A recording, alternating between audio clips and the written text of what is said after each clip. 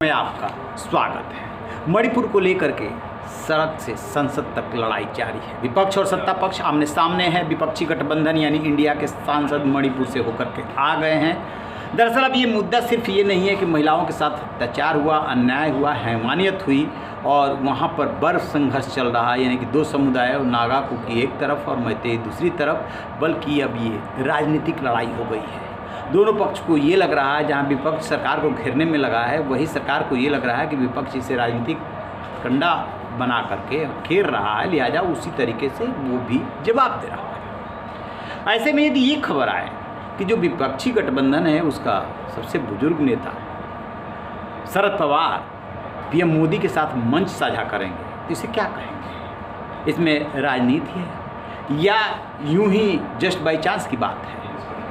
तो विपक्ष के नेता तो कम से कम ऐसा नहीं मानते। शुक्रवार को इसको लेकर के बैठक होती है। उस बैठक में इसकी खूब चर्चा होती है। दरअसल संसद में दिल्ली अध्यादेश को लेकर के बिल आने वाला है। अरविंद केजरीवाल ने एड़ी चुटी का जोर लगा रखा है कि किसी तरीके से राज्यसभा में इस बिल को पास न होने दिया जाए। जो कांग्रेस अपना स्टैंड क्लियर नहीं कर रही थी, वो कांग्रेस अरविंद केजरीवाल के साथ आ चुकी है और सरकार भी इस जीत पे है कि हर हाल में इस बिल को पास कराएंगे। आज ही पेश होना था, लेकिन वो बिल पेश नहीं हुआ। कल पेश होने की उम्मीद है और कल ही 1 अगस्त को तिलक स्मारक मंदिर ट्रस्ट यानी कि हिंद स्वराज संघ ने जो कार्यक्रम रखा है उसमें प्रधानमंत्री को लोकमान्य तिलक राष्ट्रीय पुरस्कार से नवाजा जाएगा और पुणे में ये कार्यक्रम हो रहा है, जिसके चीफ गेस्ट जो है शरद पवार हैं और उनके भतीजे deputy chief minister Ajit Pawar भी गेस्ट के रूप में मौजूद रहेंगे। अब जरा आपको ले चलते हैं पीछे।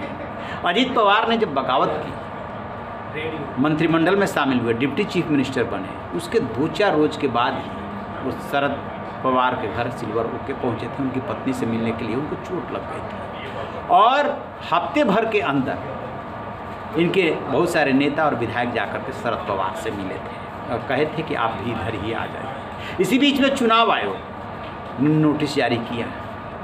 नोटिस का जवाब देना है शरद पवार, नहीं तो घड़ी जो है चली जाएगी, जो चुनाव निशान है। तो जब भी कोई पार्टी टूटती है आपस में कड़वाहट होती है, लेकिन अजीत पवार बगावत करते हैं और हफ्ते भर के अंदर मुलाकात होती है, विधायकों की मुलाकात होती है, अन्य नेताओं की मुलाकात होती है। तो इससे विपक्ष यानी कि जो इंडिया है वो भी सबके नज़रिए से देख रहा है कि सब कुछ ठीक तो नहीं है। और शरद पवार इस बात का खुद ही खुलासा कर चुके हैं कि प्रधानमंत्री नरेंद्र मोदी ने उनको क्या ऑफर दिया था कभी। तो जानकारी के मुताबिक सोर्सेज के हवाले से जो खबरें आ रही है कि जो मोदी और शाह की जोड़ी है ये चुप नहीं बैठी है। इस विपक्ष के गुब्बारे में की हवा निकालने के लिए बहुत ज़बरदस्त राजनीतिक पर्दे के पीछे से चल रही है और सबसे जो सॉफ्ट टारगेट है वो शरद पवार ही है। अब सॉफ्ट टारगेट कैसे है?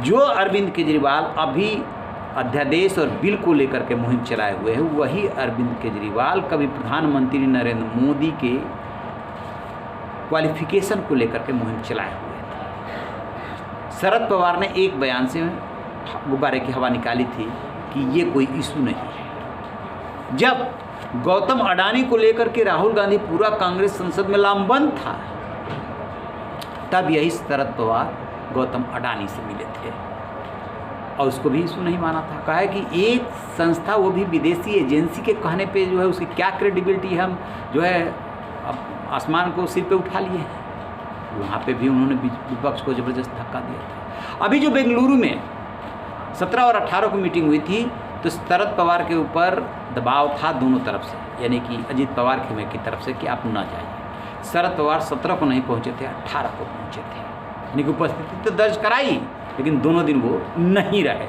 कहने का मतलब ये है कि सब कुछ जैसा दिख रहा है वैसा नहीं है। पर्दे के पीछे बहुत ज़बरदस्त राजनीतिक सियासत चल रही है और शरद पवार अभी 6 महीने चुनाव को है, इस बीच में कोई खेल कर दे तो बहुत बड़ी बात नहीं है।